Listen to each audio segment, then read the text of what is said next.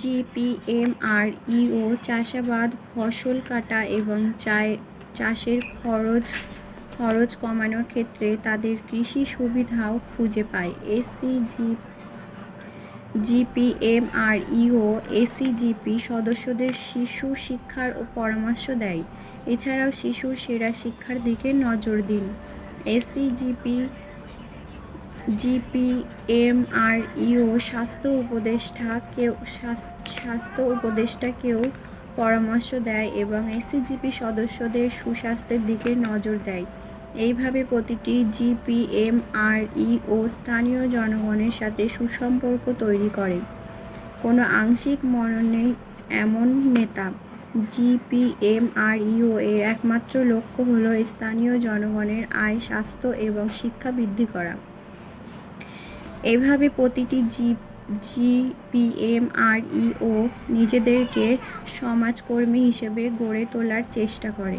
তারা কোনো স্বার্থে কাজ করে না, তারা শুধুমাত্র স্থানীয় জনগণের সুবিধার জন্য কাজ করে। তারা জনগণের স্বার্থে কাজ করবে এবং ব্যক্তিগত স্বার্থে নয়।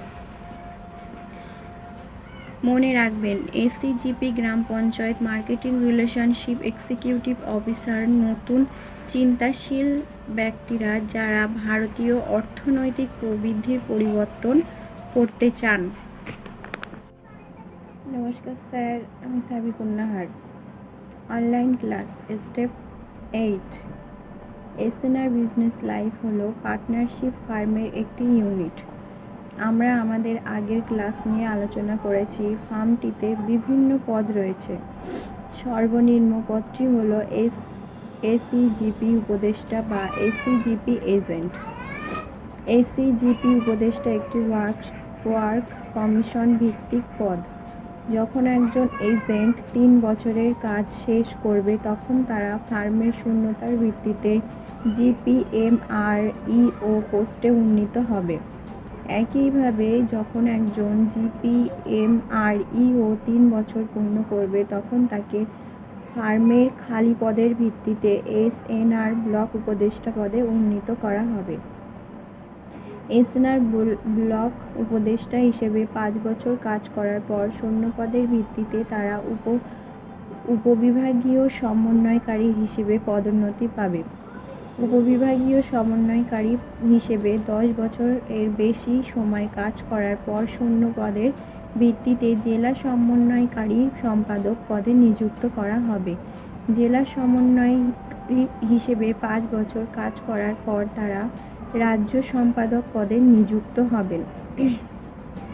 রাজ্য সম্পাদক হিসেবে 2 বছর কাজ করার পর তারা আঞ্চলিক সম্পাদক হিসেবে পদোন্নতি পাবে এবং আঞ্চলিক সম্পাদকের 2 বছর পরে তারা কেন্দ্রীয় কমিটির সম্পাদক হিসেবে নিযুক্ত হবেন। এটি সর্বোচ্চ পদ।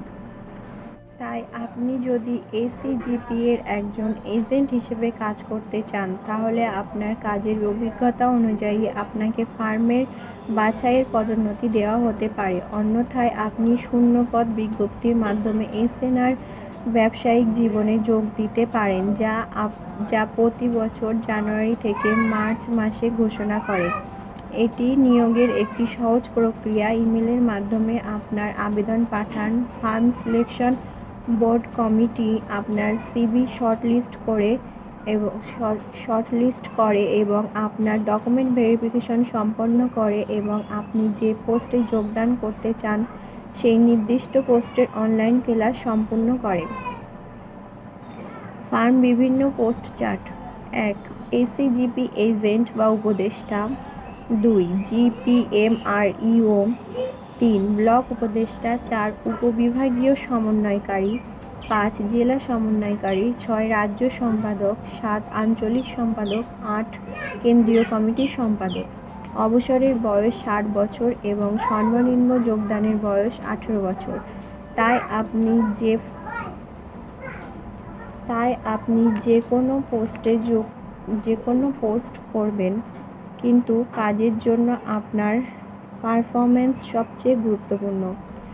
আপনার যদি সীমিত অভিজ্ঞতা থাকে কিন্তু আপনার কাজের পারফরম্যান্স চমৎকার হয় তাহলে আপনাকে ফার্মের যে কোনো পর্যায়ে পদোন্নতি দেওয়া হতে পারে। এবং শূন্যপদ ঘোষণা করা হবে। ধন্যবাদ।